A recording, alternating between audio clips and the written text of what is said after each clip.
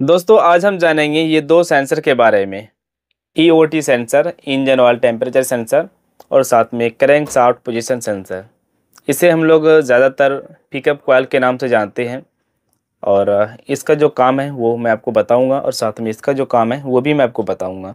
ये दोनों आपस में किस तरीके से वर्क करता है वो चलिए आज की इस वीडियो में जानते हैं। मैं एग्जांपल लेता हूँ। ये जो आप देख रहे हैं मॉडल, ये हीरो की बाइक का है, और अगर ये देखेंगे तो ये टीवीएस की बाइक का है। पिकअप कॉइल ये टीवीएस की बाइक का है। अब जो BS6 बाइक आने लगी है ना, तो उसको समझना काफ़ी ज़्यादा मुश्किल हो गया है हमारे लिए भी और आपके लिए भी, यानी कि देखा जाए तो सभी के लिए। धीरे धीरे हम लोग सीखते जा रहे हैं। हमारे पास एक PDF है हीरो की, जो बाइक आती है ना BS6 FI में, उसका PDF है। उसके अकॉर्डिंग मैं इस वीडियो को बना रहा हूँ। देखिए अभी की जितने भी FI बाइक आती है ना, या फिर पहले से जो कार्बोरेटर में इलेक्ट्रिक चॉक वाला बाइक आता था, उसमें जो है ईओटी सेंसर लगा हुआ होता था, और नॉर्मल सभी बाइक में आने लगी। इंजन ऑयल टेम्परेचर सेंसर, यानी कि इंजन ऑयल का क्या टेम्परेचर है उसकी जानकारी देता है ये ECU को। और ECU फिर जो है वो इंजेक्टर से कनेक्ट रहता है और फ्यूल की सप्लाई करती है।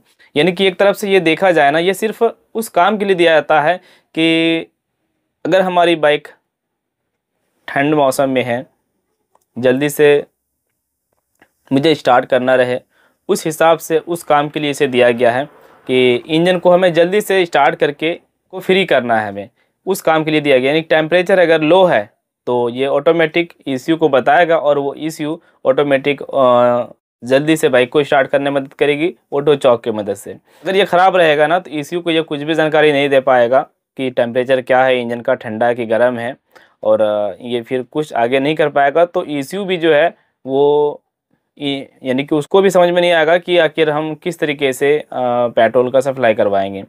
तो हर हाल में ये ठीक होना चाहिए। बताते अगर ये ख़राब रहता है ना, तो सुबह सुबह मॉर्निंग में स्टार्टिंग प्रॉब्लम होगी, स्टार्ट जल्दी से नहीं होगी, या किसी भी मौसम में अगर इंजन ज़्यादा ठंड पड़ गया है, स्टार्ट करना चाहते हैं तो जल्दी से स्टार्ट नहीं होगी।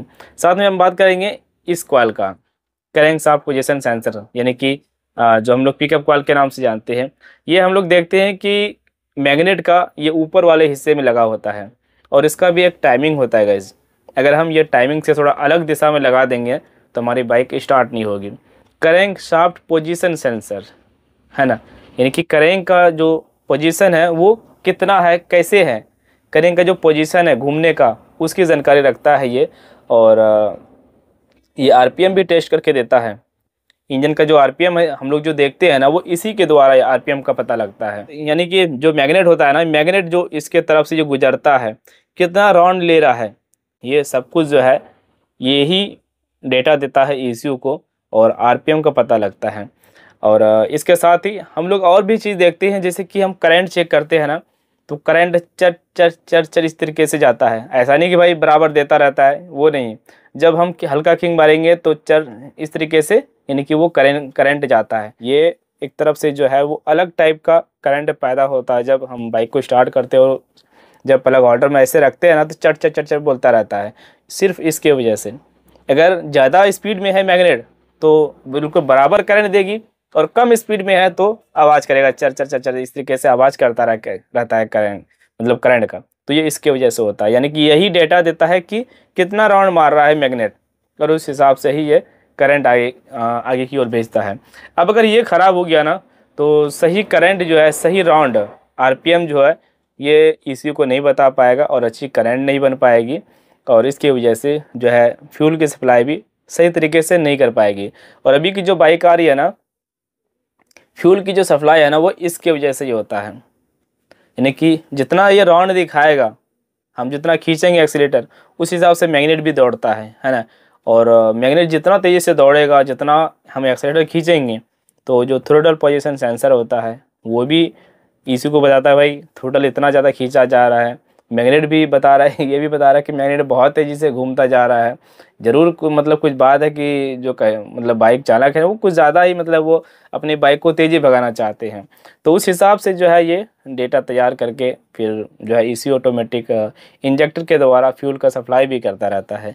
अगर ये सही जानकारी नहीं देगा, मैप सेंसर सही जानकारी नहीं देगा ECU को, तो फ्यूल की सप्लाई भी जो है उस टाइप का नहीं हो पाएगा। ये दोनों का काम क्या क्या होता है वो मैंने बता दिया, और इसका फॉल्ट कोड क्या है वो भी मैं आपको बता दे रहा हूँ। हीरो कंपनी के मुताबिक अगर फॉल्ट कोड की बात करें, अगर करेंट शाफ्ट पोजीशन सेंसर खराब होगा, ये वाला पिकअप कॉइल खराब होगा, अच्छे से ये डाटा नहीं दे पा रहा है ECU को, तो ECU सीधा जो है इंजन चेक लाइट जो है वो मीटर में दिखाने लगता है। जो इसका CKP यानी करेंट शाफ्ट पोजीशन सेंसर का जो फॉल्ट कोड होता है P0335 फॉल्ट कोड होता है। और अगर हम इसकी बात करें EOT सेंसर फॉल्ट कोड का, तो यानी कि इंजन ऑयल टेम्परेचर सेंसर का अगर फॉल्ट कोड की बात करें तो P0197 और P0198 ये 2 कोड आपको शो कर सकता है। ये मैंने लिख के रखा क्योंकि देखिए हर चीज़ तो याद रहता नहीं है आप लोगों को। और बता दें, अगर आपको ये चाहिए PDF चाहिए तो PDF तो गूगल पे सिंपली मिल जाता है। गूगल पे हीरो का PDF वैसे नहीं है आपके पास तो मैं आपको स्क्रीन पर दिखा रहा हूँ, आप उसका फ़ोटो स्क्रीनशॉट ले लीजिए। और बता दें कि दोस्तों, और बता दें कि आपको स्क्रीनशॉट लेके उसको फ़ोटो कॉपी करके रखना है ताकि बार बार आपको मोबाइल खोलने की ज़रूरत ना पड़े। ठीक है, तो करेंट शाफ्ट पोजीशन सेंसर और साथ में इंजन ऑयल टेम्परेचर सेंसर का क्या काम होता है और उसका क्या फॉल्ट है, और अगर ये ख़राब होगा तो हम कैसे पता लगा सकते हैं, उसकी जानकारी मैंने आज की इस वीडियो में दे पाया। थैंक यू सो मच कुछ छोटी सी जानकारी हासिल करने के लिए। मैं कोई बड़ा तो मैकेनिक नहीं हूँ, लेकिन इतना है कि कुछ भी छोटा मोटा अगर आपको लगता है कि कासिम मैंने अच्छी जानकारी दी है तो लाइक कर देना, शेयर कर देना, और ऐसी वीडियो देखने के लिए हमें फॉलो कर लेना, सब्सक्राइब कर लेना। Thank you.